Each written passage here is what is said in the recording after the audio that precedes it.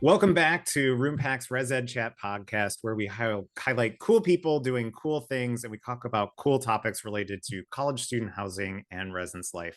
And today I have two guests here that I'm really excited to have on the podcast because they're doing something pretty innovative and pretty cutting edge. There's not a lot of campuses doing this right now, but experimenting with how do we rethink that RA role. So I've got Luke and Delton here. If you folks want to introduce yourself, maybe we'll start off with let's start off with Luke. How you doing, Luke? I'm good. Thank you for that quick introduction.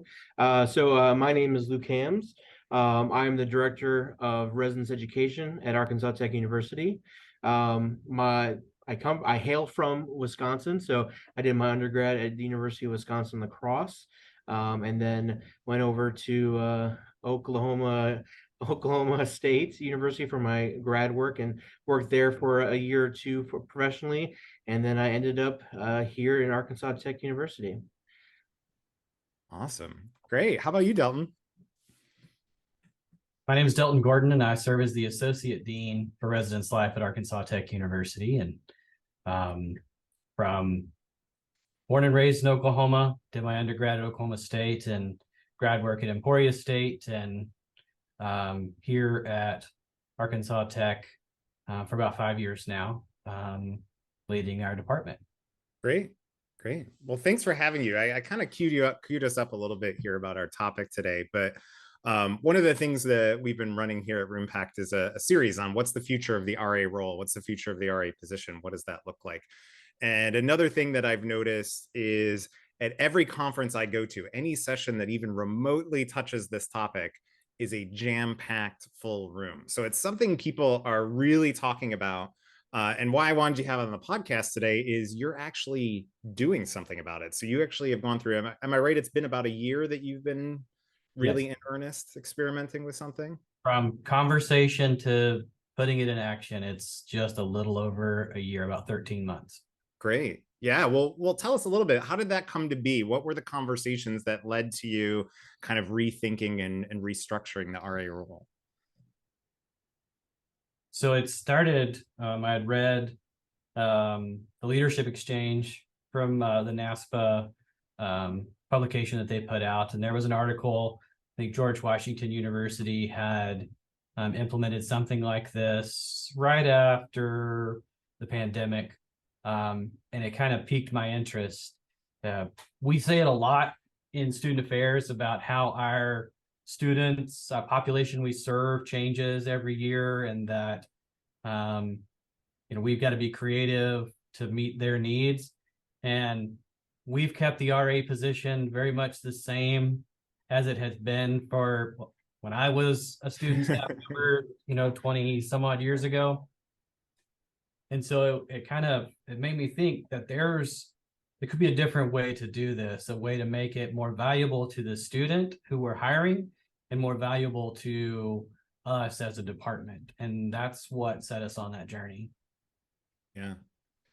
And it's hard to do. Like you're one of the few schools I think that I've even heard of that have actually started to kind of make those changes. How did you go about thinking through those changes, what those were going to be like? What was that process leading into actually taking that jump? Yeah, I can talk a little bit about that. I think our first Delton came to us and really tried to have a good brainstorming session of, hey, what are we currently doing and how can we make it a little bit better? And so that was a pretty interesting time to really think through that. I think overall we kind of just evaluated what our staff needed to do and what current staff members are currently doing that. And so seeing where maybe some positions were overloaded. I think some of the conversation that we were talking about before this was, hey, the RA is kind of the Swiss Army knife of residence life and things like that. And so I think trying to reevaluate and see what areas that we can maybe kind of split up some of those roles and kind of went from there. And then we kind of went to the next level, our other professional staff members, and then our grad students, and kind of got their feedback of what's going to happen, what are we going to do. I think that was a good learning process of trying to process all the differences and from different vantage points, because I mean, we can sit here and say, hey, from our point of view, let's do these changes. But if some of the, as we get closer to the student staff member part of it, we're learning more and more about what does it look like to be a supervisor in that role. And then getting the student staff's point of view, like, hey, this is what our thoughts are. What are your thoughts? And kind of went through it that way. So that's kind of how we, I guess, processed those changes. But yeah. Yeah, we really looked at the tasks that we needed accomplished and where best they fit within our department. And really started to look at hiring students for those specific tasks. So looking at their talents and their interests and trying to meet those together. Did you get any kind of, especially at this early stage, was there resistance? Was there openness? Like I'm sure there were people all across the spectrum, right? But like, where were some of those kinds of attitudes as you brought this forward? I would say there was quite a bit of resistance. I think typically, whether it's Res Life or student affairs in general, hey, there's this big idea that could change a lot of things. Oh, let's study it for a little bit. Let's talk about it. Let's make a plan and really figure out how best to implement it. And I think I pushed a little bit harder because, one, there were some budgetary constraints. We were trying to figure out how to keep our rates the same and still give our students a good experience, still continue on the same things that we had always done to serve our residents. And, we have positions now that are available to the introvert that they would never consider applying for in the past. And we have jobs where the extroverts don't have to do a whole lot of paperwork. Like there's a good mesh of the types of jobs. And so it just became one of those where everything come together at once. And it was like, this is what has to happen. It's not really my preferred leadership style, but it was one where everything happened at the right point. And it was like, this is what we need to make it happen. And so we jumped off. We just jumped. Yeah. I think the biggest pushback we had were honestly from some of our professional staff. I think everyone's in that kind of mindset of what I grew up in, whether it was you were an RA or you lived on campus and you interacted with RA staff. And so I think probably the easiest group for us to convince was the student staff. Honestly, they were pretty excited, and obviously there's little things here and there about the specific roles, but I think trying to really get our professional staff on board so that it kind of trickled down the positivity of, okay, we've really thought through everything and then moving on, because if we don't get the belief in at the top, then it's not going to really, it's going to trickle down into some negativity and things like that. So yeah. Well, and the hall director, resident director role is a whole nother position that people say that we should examine as well. And I haven't been in that role for a long time, but I also know that it's pretty busy. And so I would often rely on mental models of, okay, we know how these things work, and I can just go right back into that kind of mode of going through autopilot. And if all of a sudden all of that changes, that's probably going to make me pretty nervous. I would think of like, oh, now I have to think, how am I going to supervise these differently? How is this going to all fit together? And it kind of throws my position a little bit into chaos in some kinds of ways, or really kind of forcing me to move on the fly, that I can't go back to kind of, when I'm really busy, go back to those default methods of operating with that. So I think that it actually makes a lot of sense to me that the frontline staff, the frontline professional staff might be the ones that might say, wait a minute here, what's going on? You touched on something that made me kind of like, it triggered something.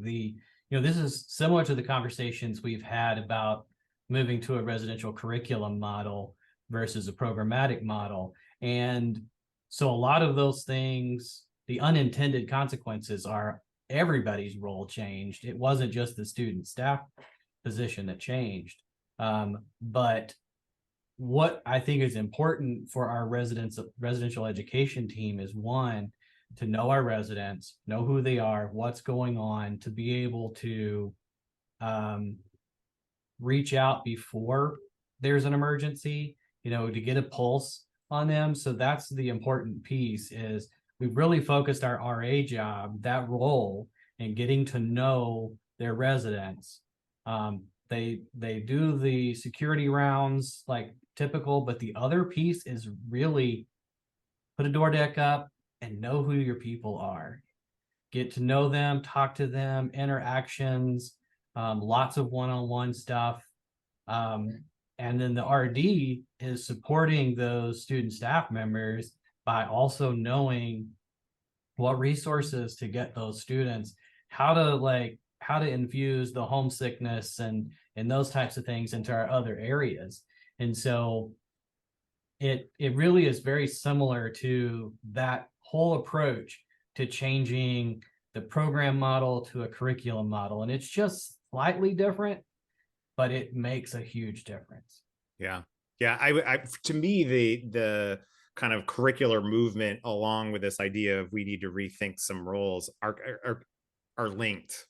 They're very much the same thing. One of the things, like when I'll go and do a curriculum workshop on campus is I'll talk about, you need to let go of things that no longer work. One of the things that I think, having been in residence life a while, we generally know, we have a hazy notion. Here's what we want to do. We want to build community. We want students to be successful and, be well, live well, stay at the institution. We can all talk about what those goals are, but if we're really specific about what they are, and then are forced to make some choices where we can't do everything. What is the most important things that we need to focus on? And how do we let go of things that we've just always done that don't really support that goal in a major way? It really forces you to think through these positions, which, fits with, are our staff overburdened with too much work to begin with? Okay, then we need to be smarter about it. And so that kind of curricular mindset, as well as just looking at what's best for our staff, to me are pretty much intertwined. That it kind of forces you to do both at the same time. Yeah, but I get that. So what changes did you make? What did that look like? So that RA role no longer maybe looks different or called something different. What were some of those changes that you made? Well, so in our current structure, we kind of had our department broken into 3 areas. And so we had our resident education. So that's the kind of the area that I oversaw. And then housing services. So that includes our marketing and some of our occupancy type staff.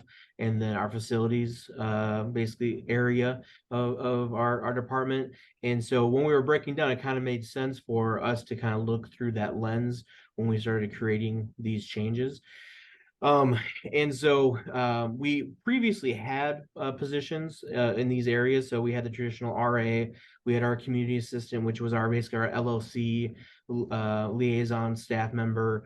We had our housing ambassador, who basically was, officed out of our front office and took phone calls and did tours. Marketing interns, basically they did marketing, they did some of the social media, flyers, things like that. And then we had our operations assistants, and they kind of did some low level maintenance on call and basically responding to residents, following up, and that sort of stuff. So we kind of took that model and broke it down. I think sometimes we like to make things equal. So we basically spread all those positions into 4 positions in each of those areas. So a total of 12 staff positions. So a lot of the res ed positions, I'll just hit on those first. We have the traditional RA. I think Delton and I had been at past institutions where we had changed that RA name, and it was really hard for parents and students to really click with that. And so we were going back and forth about, should we change the name? Should we rebrand? And I think it's sometimes just easier to keep the name but change the functionality. I think they still serve in that role. So the RA role is basically, we kind of stripped that role down a little bit, and I think Delton hinted at it a minute ago, made it more of a community building, making those relationships, and then being a resource on that floor. They also did most of the on-call components in terms of the traditional RA doing rounds and things like that stayed with them. So not as much of a day, like during the day, like needing to be in an office or anything like that responsibility, but more of the after on calls and then being there, building that community. The next one was the community assistants, and this one didn't change all too much. They still worked with our living learning communities, and then we introduced a new format. Basically, it's kind of like a newsletter that students can sign up on if they're interested in hiking or interested in food. So basically, around the area, they would get tailored emails every other week talking about the events or opportunities that would happen on campus and in the community. So that was really cool. So that's kind of our community assistants. And then we have a residential experience assistant. So we took a lot of the roles of bulletin boards and some maybe of the like when you think of a residential curriculum, you really think about doing bulletin boards and educational things and all that. And we kind of pulled that out of the RA role and put it as its own role. And so they're in charge of doing all the bulletin boards around campus, all the lesson plans that we have for those. They basically take it and do it. We have planned events, educational and social, that they put on throughout the week. So one building may have 2 floor events and another one might have a hall building event, but basically schedule those out throughout. So a lot of this, the residential experience system really takes our curriculum and really takes ownership of it and does a lot. Everyone is a part of it, but I think it helped us kind of narrow that down to a few student staff members that could really take that and go with it. And then our last one was a peer health advocate. So a lot of all of our staff are obviously go through a training to have a mental health component to their positions. But we wanted to really stress that. And so our peer health advocates they work with our health and wellness center to do programming. They have listening hours. So it kind of helps supplement some of the counselors where some students may need to go there just to talk to a peer. And that's kind of where that position falls in. So that's kind of the residential side of it. So that's just 4 positions. So it's kind of a lot of positions as you can see. But yeah, so then I guess the other 2 areas, housing services, we have broke the 2 positions we used to have, which is the housing ambassador and marketing intern, and broke those down to a housing ambassador. We continue to have that role. We have a guest service assistant, so they kind of help on a deeper level in terms of our occupancy and working with roommate issues and making sure that things are placed on the back end side of things, which is great. And then we have a marketing intern, which kind of stayed the same. And then we had a marketing project manager who basically manages the marketing intern. So that one's pretty self-explanatory.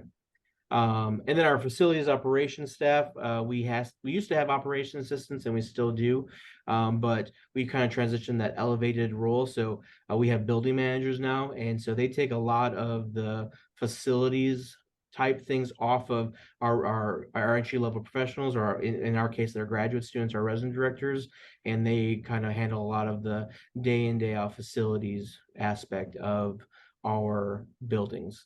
And so it kind of falls off the RAs or the traditional RA role. So I think that's really cool. They follow up with work orders, they follow up with staff, they do minor work orders, and that's been really awesome. Also serve on call in the evening, on call. after hours maintenance. Yeah. So a lot of the being able to shut off the water or unclog a toilet or something like that. Yeah. And then so our operation assistant, so we kept a similar name, and they really help out with our transition. So basically when someone checks out of a room, that position goes in, assesses the room, what work orders need to be placed, and then whenever someone wants to move into that room, they're the ones that goes, checks the key, makes sure the room is ready to go, so we don't have students moving into spaces that aren't ready to be lived in. And then we have 2 other ones. We have our student maintenance assistants, who are mostly our lower level facilities, basically people who go out and fix the issues. If there's a bed frame that needs to be lowered, or someone has a clogged drain or something like that, they have tools to fix that quickly, where our facility management team on campus may take them a couple of days to go and assess that situation. And then our last one is our transition assistants. And so this was kind of a cool idea. I think when we pitched this idea, it's similar to like an orientation leader. So They come in a few weeks before school starts. They do all of their work within first few weeks, and then they don't need to work for Res Life the rest of the year, but they still get their benefits of being on Res Life staff. So I think that was a pretty fun, unique one, and Delton might be able to talk a little bit more about that. But yeah, that was a cool one. Well, that's one of those things when you think about, oh, we need all these RAs because how are we going to get the campus ready? So we're going to have to do training. We're going to have to do all these extra things. So we need 80 RAs because we got to go through every room. We got to get every door deck hung up. We got to get. So that's where we were like very similar to the article in the leadership exchange. We were like, how do we accomplish that? Because we have less, they're going to be in training. There's only one RA per floor. And in some cases, we had 2 or even 3 based on the size of the floor. And that concept, they had mentioned that they had a transition assistant. And we're like, let's roll with that. And they came in 3 weeks early. And we got through every room, checked every key to the point where they were weed eating. They were doing grounds work. They were helping offices move across campus. They were getting the library set up. We had our goal was to hire 90. We hired 60, and we really probably only needed about 20 because all of the other things really started to fall into place. And so we realized we don't need 80 people to go through the room because all the other positions kind of all fell into place. And so it ended up being something where we made the most cuts for this upcoming year after we saw what we did. Well, and that's really interesting because it's kind of like, you need some surge capacity during those heavy times. It doesn't mean you need all these people for the entire year, right? It's just in defined times, and looking at it as kind of more or less a part-time opportunity opens up something new for campus employment and opportunities that staff wouldn't get otherwise, right? So the answer is not, oh, if we had 10 RAs, now I've got them for the whole year and they can help out with that. But where are our busiest pain points? How can we be smart about hiring to those? Because that's obviously a different situation once you get into the year because the needs are different, things like that. So, and the other thing is the RA position, the building manager position, and the project manager position are all stipend because many of them may have a week where they have 25 or 30 hours, and they may have a week where they have 10 or 15 hours. So we have averaged that out. All the other staff that we mentioned, so the other 9 positions are all hourly. The other thing too is the RA and the building manager are the only ones who have an assigned space. Everybody else gets to choose where they want to live, who they want to live with, and in what price point they want to pay.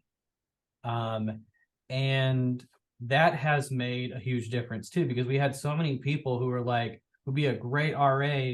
We go to place them and they're like, no, I don't want to do that because I don't want to live in that building. And so it has really helped. It's really helped with that part too. I will say this, I'm not sure if this is really the right time, but we've hired more students than we had in the traditional model.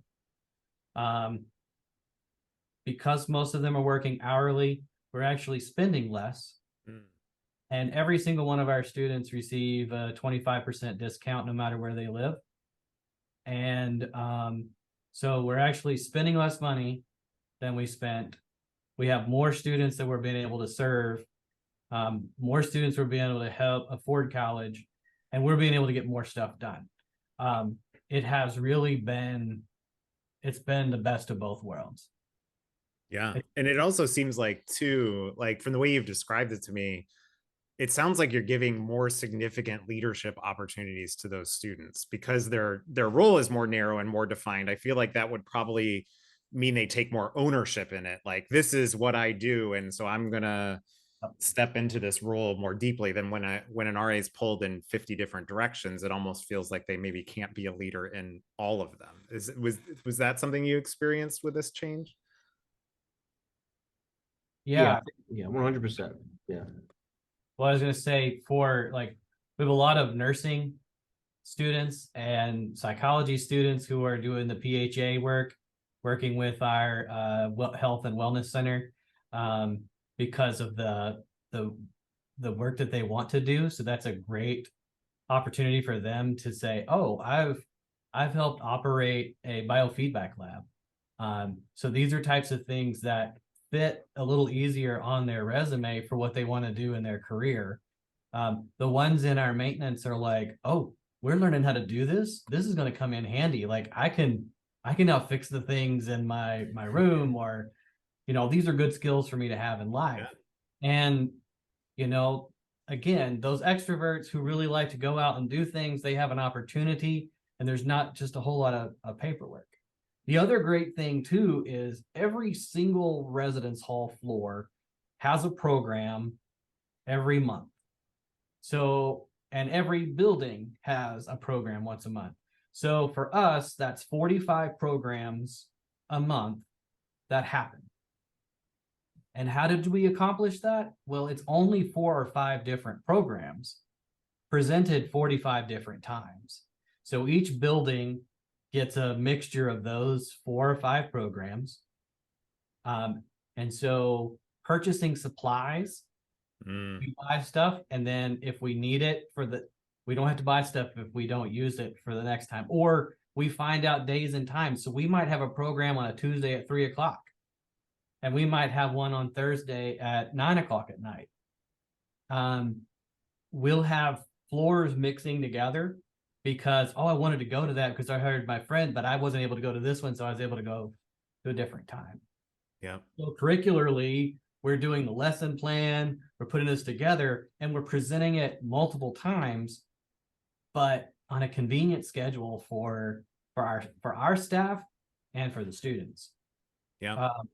So one other thing that, and again, it's anecdotal at this point. I don't know any way to quantify it yet, but our return to campus rate is much higher.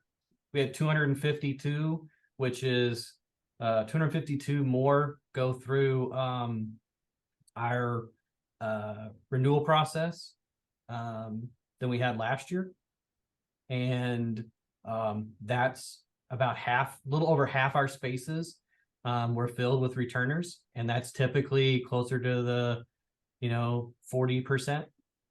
So there are some things that have happened. Many of our students just like the discount and working 10 to 12 hours a week. And that's the other piece that we found too, is that if they need a day off, they can take a day off. Or if they need to work multiple jobs, they don't have to worry about, I'm on call this weekend, I can't work this job. I can't go home and work this other job that I've worked at. We now have this ability for most of our staff, that they have that flexibility. For those who are involved in multiple student organizations, and we know every campus has those, we now have a position that fits for that group. So it's been a nice marriage of what we need, what the students need, and the additional services that we're able to offer. That's awesome. It sounds great. I'm ready. I'm sold. If I had a residence hall or I had a residence life program, I'd do it. Clearly, there's also probably some challenges or course corrects that you might make next year, things that you tried and you're like, if we tweak this, it'll be a little bit better. What were some of those kinds of challenges, growing pains, or things that you want to change for the future?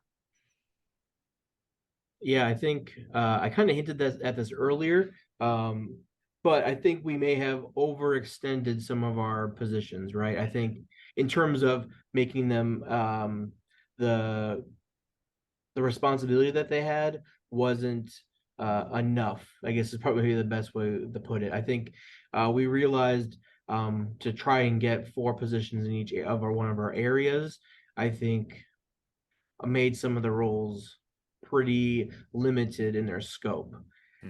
And so for next year, I think we've refocused some of those roles. I think in terms of our housing services, we had 4 different positions, and now we're going down to 3 positions. So one of them was the operation operations assistants. And they were the ones that would go to the room and check the if someone were to check out of the room, check the room. If someone's moving into the room, making sure the room's ready. And I think that position is getting absorbed into our building manager role because we realized I think this role may be a little bit too limited in their scope of responsibility. And so in terms of res ed, we've kind of kept the same positions.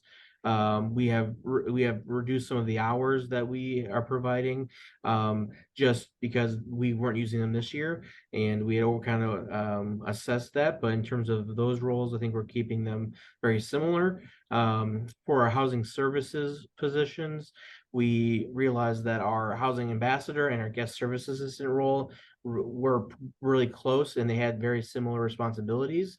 So now next year, those two positions will be combined into one.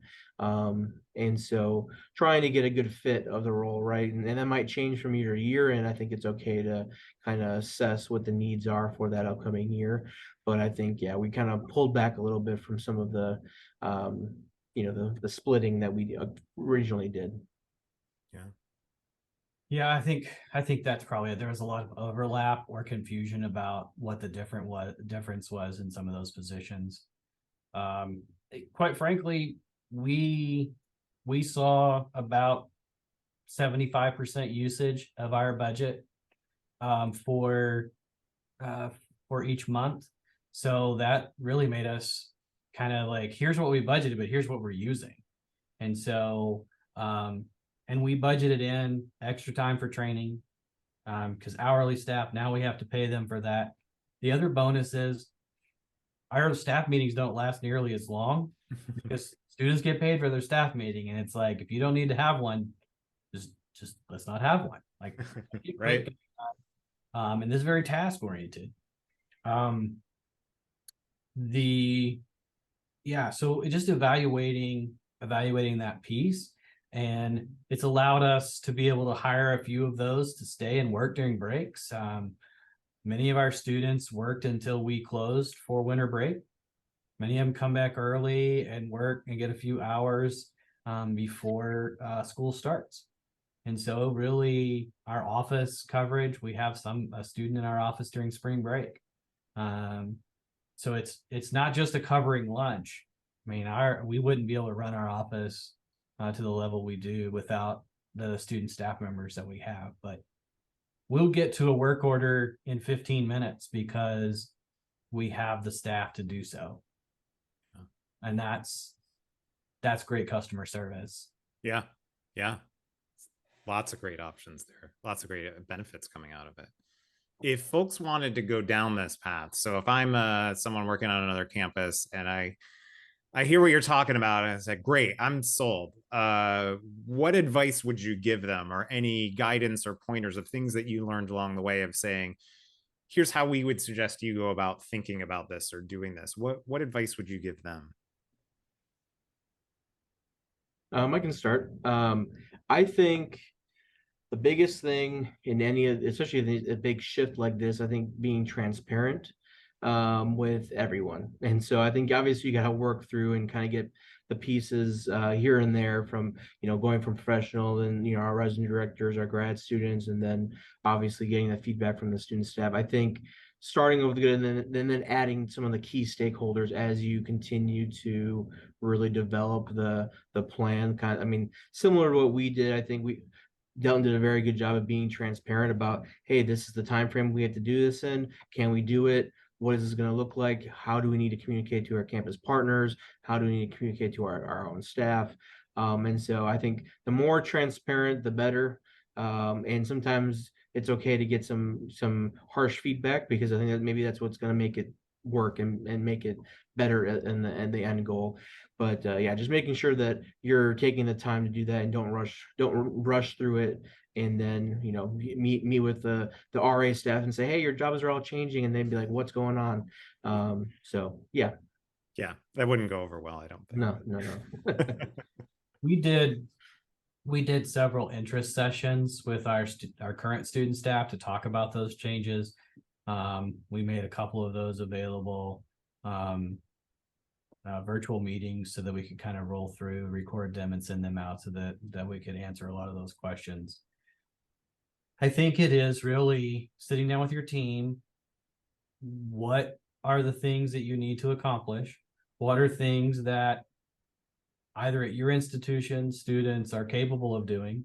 If we had some different majors, there may be a few other things we might entertain because of the opportunity for an internship. But we just kind of looked at those tasks of what each, especially the RA, because we had 88 RAs and now we have 45. And we achieved a lot of equity in that process because a building of 4 was on call for that building, and now all of the areas are the same number of staff and they all are on the same amount of time for on call, so that helps. But just really divide out what needs to be accomplished, how you're going to be accomplishing it, and how can you have students help you accomplish it. And honestly, I think my vice president told me when I started here, I'm not going to be able to grow my department professionally. There's only so many professionals that we'll be able to hire, only so many positions available, but you'll never be frowned upon by hiring students. So if you can figure out a way to hire students, that's going to be easy to solve. And so those are the types of things. I would understand your budget, understand your job descriptions and the tasks that you need to have accomplished, and jump. Don't sit and committee it to death. Just go ahead and jump. Yep. All the connections for me with curriculum, since I do so much with that. That's also a problem with curriculum, is that people talk about it, or we need to refine our goals so often that it's like, well, if you're constantly revising your goals, you're never going to get to doing. Like at some point you have to kind of launch at 40%, which is a common refrain you'll hear at the Institute on the Curricular Approach. Experiment, iterate, do it. That's not something I think we do enough in this field or we're a little scared to sometimes. So I applaud you for kind of taking that jump, because really you are one of the few institutions kind of starting this. And I think we're going to see it more and more in the next few years. So thank you for joining us today. I will make sure to put that article you mentioned from the Leadership Exchange, from NASPA's Leadership Exchange, in the show notes, as well as any other information that can kind of help out. But thank you all for being on the podcast. Thank you. All right. And that's it for our episode. We'll see you next week.